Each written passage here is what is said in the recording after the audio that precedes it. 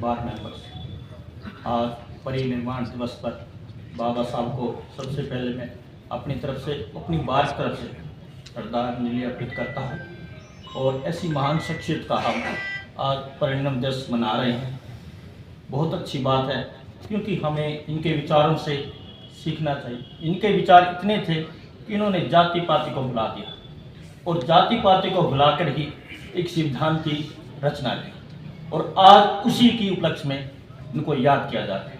तो हम लोगों को भी पढ़े लिखे होने के नाते समाज में जाति पाति को दूर कर इनके विचारों की, जो इनके विचार थे उनको बताना चाहिए बच्चों को। जैसे डीएसपी साहब ने बोला ना, भाई हमें बच्चों को इनकी शिक्षा के बारे में बताना चाहिए, बिल्कुल बताना चाहिए।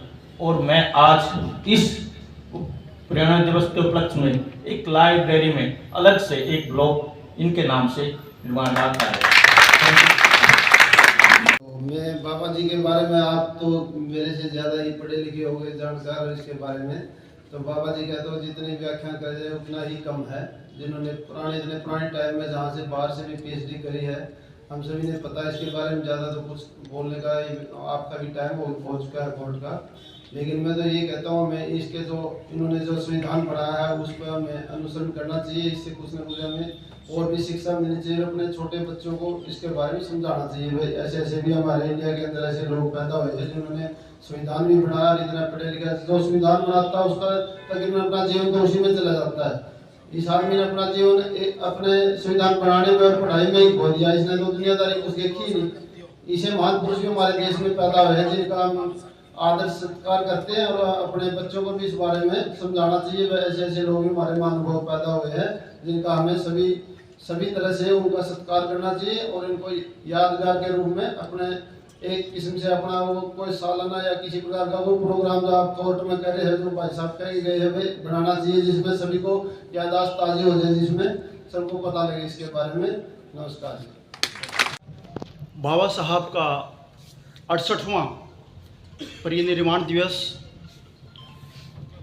जो समाज के बुद्धिजीवी वकील साहिबान यहाँ पर मना रहे हैं, मैं विशेष तौर पर इस बार के प्रधान सरदार मनिंदर सिंह जी, बड़े भाई कृष्णलाल कश्यप जी, धर्मवीर बोला जी का आभार प्रकट करता हूँ कि उन्होंने आज मुझे बाबा साहब के बारे में कुछ बात कहने की मौका मुझे दिया। देखिए, बाबा साहब के बारे में बहुत सारे लोगों ने बताया और बहुत से लोग जानते हैं। मैं उन बिंदुओं को रिपीट नहीं करूंगा, उन में बात नहीं कहना चाहूँगा। मैं जो बाबा साहब का जो संविधान है, उसकी आत्मा क्या है, उस संविधान की खूबसूरती क्या है, वो मैं आपके सामने रखना चाहूँगा। साथियों, बाबा साहब के संविधान हमें ये बताता है कि किसी भी आदमी को जाति के आधार पर, रंग के आधार पर,